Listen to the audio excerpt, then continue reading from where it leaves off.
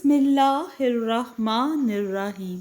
السلام علیکم دوستو، آج میں آپ کے لیے ایک بہت ہی خوبصورت اور سبق آموز کہانی لے کر آئی ہوں،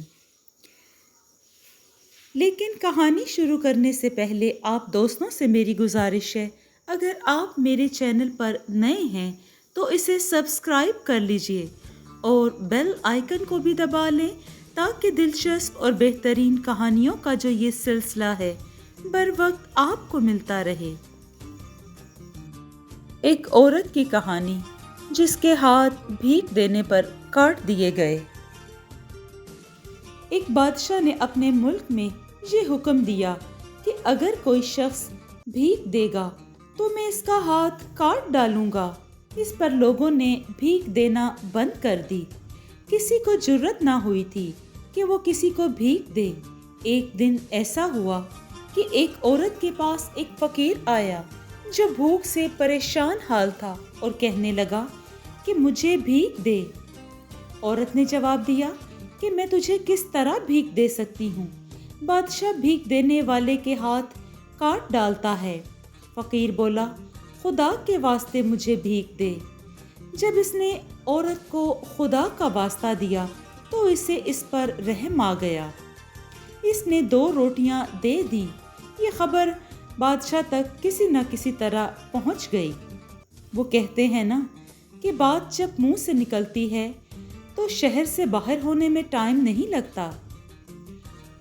اور اس نے حکم دیا کہ عورت کو اس کے سامنے پیش کیا جائے۔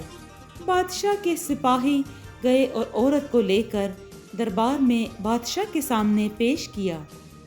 جب وہ آئی تو بادشاہ نے اس کے دونوں ہاتھ کاٹ ڈالے اور پھر وہ اپنے گھر آ گئی اور اپنی قسمت کو کوستی رہی اور خدا سے ذکر کیا اور خود شکوہ کرنے لگی، میرے اللہ، میں نے تو تیری رضا کے لیے ایک بھوکے کو کھانا کھلایا تھا۔ بلاخر صبر کر کے بیٹھ گئی۔ کچھ روز بعد بادشاہ نے اپنی ماں سے کہا، شادی کرنا چاہتا ہوں، میری شادی ایک حسین عورت سے کرا دے۔ وہ بولی، ہمارے قریب میں ایک عورت رہتی ہے جس سے زیادہ حسین اور کوئی نہ ہوگی۔ وہ پردہ دار بھی ہے لیکن اس میں ایک عیب ہے۔ بادشاہ نے اس سے پوچھا، وہ کیا؟ وہ بولی، اس کے دونوں ہاتھ کٹے ہوئے ہیں۔ بادشاہ نے کہا، میں اسے دیکھنا چاہتا ہوں۔ ماں اسے لے آئی۔ بادشاہ نے اسے دیکھا تو اس کا عاشق ہو گیا اور اس کے ساتھ نکاح کر لیا۔ بادشاہ چونکہ اس عورت کو جانتا نہ تھا کہ جس کے اس نے ہاتھ کٹوائے تھے، کیونکہ وہ پردہ میں تھی، اس لیے بادشاہ اس کو دیکھ نہ سکا۔ یہ وہی عورت تھی جس نے فقیر کو بھیک میں 2 روٹیاں دی تھیں اور اس کے دونوں ہاتھ کاٹ ڈالے گئے تھے۔ جب بادشاہ نے اس عورت سے شادی کی تو اس کی سوکنیں حسد کرنے لگی۔ انہوں نے بادشاہ سے کہا کہ وہ بڑی بد چلن ہے، اس کے ایک لڑکا پیدا ہو چکا ہے۔ بادشاہ نے اپنی ماں سے کہا کہ وہ اسے جنگل میں لے جا کر چھوڑ آئے۔ بادشاہ جو کہ کانوں کا بہت ہی کچا تھا، وہ اس کے بارے میں کچھ بھی نہ سمجھ پایا۔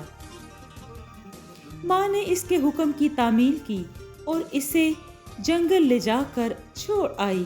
ایک عورت روتی پیٹتی واویلا کرتی جنگل میں پھرتی، اپنے بیٹے کو کندھے پہ بٹھائے چل رہی تھی کہ اس کا گزر ایک ندی پر ہوا۔ پیاس لگی، پانی پینے گھٹنوں کے بل بیٹھ گئی۔ جو ہی جھکی تو اس کا لڑکا پانی میں گر گیا۔ اتنے میں اس کے پاس سے 2 آدمی گزرے اور کہنے لگے کہ تو کیوں روتی ہے؟ اس نے جواب دیا کہ میرے کندھوں پر میرا بیٹا تھا، وہ پانی میں گر گیا ہے۔ اس کے بعد اس نے اپنا سارا معاملہ کہہ سنایا۔ انہوں نے کہا، تو کیا چاہتی ہے کہ ہم اسے نکال کر تیرے پاس لے آئیں؟ اس نے کہا، میں چاہتی ہوں۔ انہوں نے خدا سے دعا مانگی اور لڑکا صحیح و سالم نکل آیا، اس کا بال تک نہ بھیگا تھا۔ پھر انہوں نے کہا، تو چاہتی ہے کہ خدا تیرے ہاتھوں کو پہلے کی طرح کر دے؟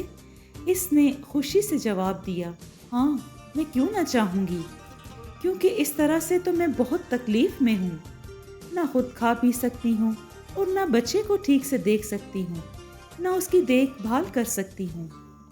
انہوں نے خدا سے دعا کی اور اس کے ہاتھ پہلے سے بھی بہتر ہو گئے۔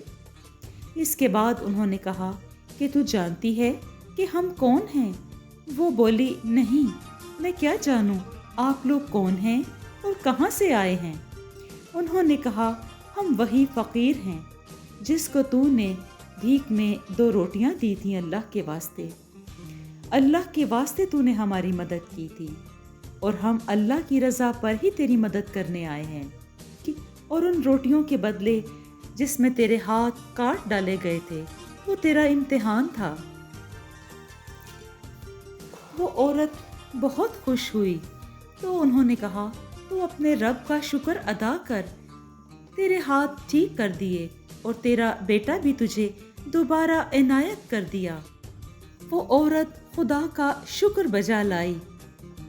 اس طرح وہ بزرگ اس کو بادشاہ کے محل لے گئی اور تمام معاملہ ان کے گوش کہہ سنایا اور اس کی سوکنوں کے لگائے گئے الزامات کے بارے میں بھی بتایا۔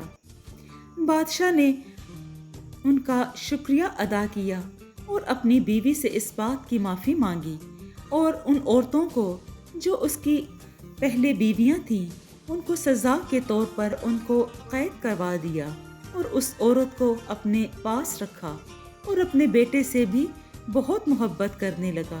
یہ اس عورت کا اللہ کے واسطے مدد کرنے کا انعام تھا، اللہ کے واسطے بھوکوں کو کھانا کھلانے کا انعام تھا کہ وہ پھر سے اپنے خاوند کے پاس ہنسی خوشی زندگی بسر کرنے لگی۔